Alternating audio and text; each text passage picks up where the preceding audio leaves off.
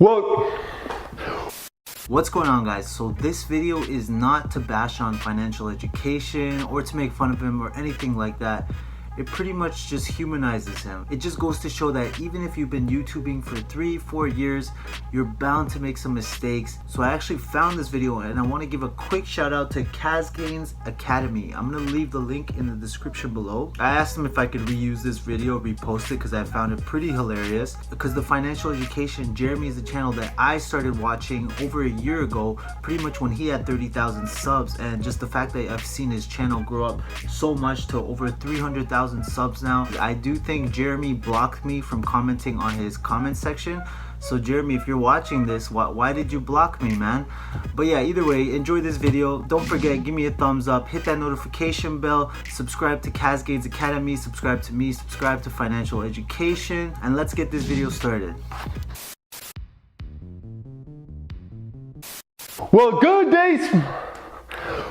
good day, subscribers, and welcome into my favorite game show called What Did the Clueless Analyst Say Right Now? Well, good day, subscribers, and welcome into my favorite game show. Well, good day, subscribers, and welcome into my favorite game show we love to play on this channel, which is called What Did the Clueless Analyst Say Now?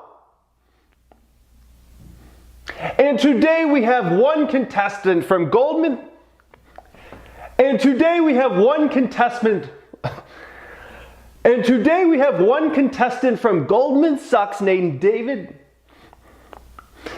And today we have one contestant from Goldman Sachs named David Tampico Juice, and we're going to look at what did this gentleman say. And with that being said, let's get started. So I'm thinking like a lot of like zooming in, zooming out, like crop to fill, kind of play around with it to make that look as cool as possible. And I'm thinking like maybe some, different like video shades or whatever, try to make it as cool as possible. The music that we usually do actually might work kind of cool. You might want to just keep the music for like that whole intro part right there. Maybe put it down to like 20%, 25%, kind of play around with it, where you can still kind of hear the music, because like those game shows, usually the music's actually kind of loud. You can clearly still hear the person, but the music's kind of loud. You just kind of play around with it. Let me know when you're done and I'll check it out and see how it looks. And try your best. Alrighty guys, so let's get started here. So first off, if you're looking at Tesla stock, you're like, what the heck is going on? Here we are with the markets up huge today, and pretty much every stock seems to be green out there today, except Tesla. Look at Tesla stock today, down over $6 a share, down nearly 3%. And this is after Tesla stock had actually finally gotten in the right. And this is after Tesla stock actually finally got moving in the right direction the last few weeks. And now all of a sudden we have a day where it's a great day in the market and Tesla's down 3%. It's like, what happened here? Something had to happen. An analyst must open up their mouth. And sure enough, that's what happened. Goldman slashes Tesla price target by $42 on demand concerns. Goldman Sachs on Thursday cut its price target on Tesla by 21% to third lowest on the street on concerns about the sustainability of demand for the electric car makers' models. And oh my goodness, does this sound familiar? Because for the last 3 months, all we've been hearing about from countless analysts is, oh, Tesla has no demand. There's no demand for Teslas.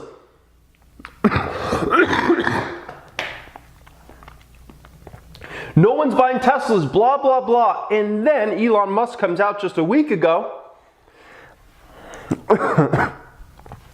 and says that Tesla has a decent shot at a record quarter on every level. And I say, wait a minute, I thought there was no demand for Teslas. I thought like no one was buying Model 3s anymore. I mean, I just bought a Model 3 last month. I thought like I was the only person on the face of the earth who bought a Model 3. And then Elon Musk, the CEO of the company, says, oh, we're about to probably have a record quarter or something very close to a record quarter. And it's like, where are all those analysts that said there were no demands for the Teslas? There was no one buying Model 3s. Oh my gosh, but now they're about to have a record quarter, okay? So Goldman Sachs analyst David Tampico Juice believes although the second quarter has been witnessing a better environment for demand for Tesla cars, he doesn't think it's sustainable. He says, quote, while there is potential upside surprise from a faster ramp or pull forward of Model Y ahead of schedule, there's likely cannibalization of current Model X and Model 3 product demand with a crossover variant. The analyst writes there, okay? And this reminds me, do you remember when everybody was saying, well, Model 3 is coming out, so now no one's going to buy Model S's?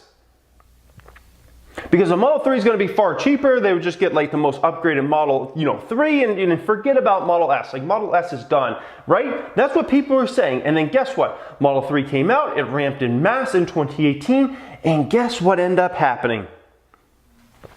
The Model S remained far and away the most dominant large luxury car in terms of sales in Q4 of 2018. When Model 3 had already ramped, and if you look at the full year of 2018, it was by far and away the most dominant large luxury car seller in the United States of America, over doubling up its closest competitor. And that was after a ton of these analysts were saying, oh, Model S, no one's going to buy Model S anymore because everybody's going to buy Model 3. Listen. Some people want a Model 3, some people want a Model S, okay? Just like some people were, back in the day or, would have liked to buy a BMW 3 Series, some like a BMW 5 Series, and some like a BMW 7 Series. It just depends on the person, their needs, and what's in their bank account, okay, at the end of the day, all right? Now, what else did the analyst say? He said, we believe that the largest question for investors to underrate at this point is what are sustainable demand levels for the Model S, Model X, and Model 3? And how does that change with the introduction of the Model Y production? The brokerage maintained his sell rating on the stock and cut its target by $42 to $158 a share. The brokerage maintained his sell rating on the stock and cut its target by $42 to $158 a share, 34% below the median target, saying the street is still modeling too optimistic sustainable volumes for Tesla.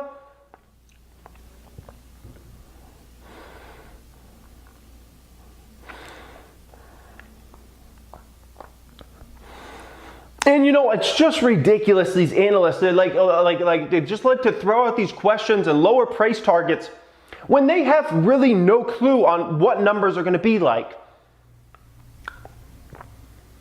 The fact that Model Y comes out, I can tell you, is going to be a great thing for Tesla and not a negative for Tesla, okay? Now, if somebody wants to still buy a $100,000+ Model X because they want that type of experience, they're going to do that. They're not going to say, let me buy the $45,000 Model Y and give up that $100,000 experience. Like, the experience of the Model X is not the same experience as the Model Y. Just like the experience is not the same as buying an old iPhone 5, right? Then versus buying an iPhone 10. One's got a really small screen, one's got a really big screen, one's got the fastest chips, one's got chips that are, years outdated. They're different. And depending on what level you're at, depending on your bank account, depending on how much money you have, depending on what type of experience you want, you're going to go ahead and either buy that or you're not going to buy that. And it's as simple as that. And I can guarantee you when Model Y comes out, Tesla numbers are going to be higher than ever. assuming we have a normal economy, and this analyst is going to write something else at that point in time, okay? And let's keep in mind, all the demand numbers for right now is with pretty much China being off. Is with China pretty much being offline, guys. I mean, China demand is basically offline at the moment because that Shanghai factory is going up so fast. It should open up within the next 3 to 6 months. And the amount of money someone's going to have to pay in China basically for a Model 3 or a Model S or something like that, it's going to be sustained. And the amount of money somebody's going to have to pay for like a Model 3 or something like that in China once that factory's up and running versus buying one now made in Fremont, California, it's a dramatically different number. And analysts aren't even thinking about this, guys. It's just ridiculous. They would rather just throw out these guesses on, oh, maybe demand. Let me draw it out for you guys, okay? This is what these silly analysts do, okay? First they say Tesla can't scale production. Tesla can't do that, man. They're not going to be able to scale production. They can't make 3,000 cars a week. They can't make 5,000 cars a week. They can't make 7,000 cars a week. They can't scale production. Then Tesla goes ahead and scales production. Then what do those silly analysts go ahead and do? They say Tesla has no demand, okay? Tesla's going to have demand issues, okay? Then Elon Musk says, oh, we have a record quarter on tap for you guys. And the analysts say, oh, wait a minute, okay. We won't admit we're wrong. We're just gonna say, hey, well, next quarter they're gonna have no demand, okay? Yeah, we were wrong about this past quarter. Yeah, they actually do have a lot of demand. But next quarter, just wait, next quarter, that's gonna be when no one buys Teslas anymore. They're gonna have no demand anymore. They're gonna have no demand. And then they say, well, you know what? No, I don't wanna put myself in that predicament. You know what? Well, actually, when the Model Y comes out, no one's going to buy any other Teslas at that point in time. Everybody's just going to buy like the Model Y. No one's going to buy Model 3s anymore. No one's going to buy Model S's or Model X's. Model Y is just going to be the only one. It's just going to cannibalize like all their other sales, and just everybody's going to buy Model Y, okay? And they're like, well, you know what? If I'm wrong about that, I'll just scream that there's going to be no demand sometime in the future. And this is what these silly analysts do, and it amazes me. It amazes me. These Wall Street firms pay these analysts to do this. And with how silly it is, with how ridiculous it is, sometimes you do wonder if they're being funded by short sellers to put out these type of notes, because there's just literally nothing behind it. There's literally nothing behind it other than a guessing game of just negativity. It's just a guessing game of negativity. Oh, you know, they might not have demand next quarter, or you know, Model Y is going to cannibalize sales, blah, blah, blah. And it's the same thing they were saying about Model 3. Model 3 comes out, wait, Model S sales going to go through the floor. No one's going to buy Model S's. Look at the Model S numbers. The proof is in the pudding. People still want Model S's more than ever. And they love their Model S's because a Model S and a Model 3 is not the same experience. And so we should just prepare for analysts to, you know, there's 12 analysts on Wall Street that have sell ratings on Tesla stock. Meaning there are 12 analysts on Wall Street that believe Tesla stock will go lower and hope Tesla stock goes lower. So they will do whatever it takes to put out negativity in regards to Tesla so they can be right, because they don't want to be wrong. No analyst on Wall Street wants to look stupid and have a $158 price target on Tesla, and it goes to $358. No analyst wants that. So keep in mind, there are 12 analysts out there right now that are actively working to bring down Tesla stock price, and they will do whatever it takes because they want to keep their job and they don't want to look stupid. And it's the way it is, and it's what we're, you know, us as Tesla lungs are going to have to deal with, because they're on the wrong side of things and they just are realizing it, and they're like, crap, we need to put out whatever negativity we can. It doesn't matter if we have to put out 12 Tesla notes a day in negativity, we will do it so we can bring down Tesla stock price. It's how they think, and it's how they hope to, like, I don't know, keep their jobs or something like that, guys. It's absolutely ridiculous. So anyways, let me know your opinion down there in the comments section. Make sure you smash that thumbs up button if you are on the right side of history, guys. I hope you guys enjoyed this as always. Thank you for watching and have a great day.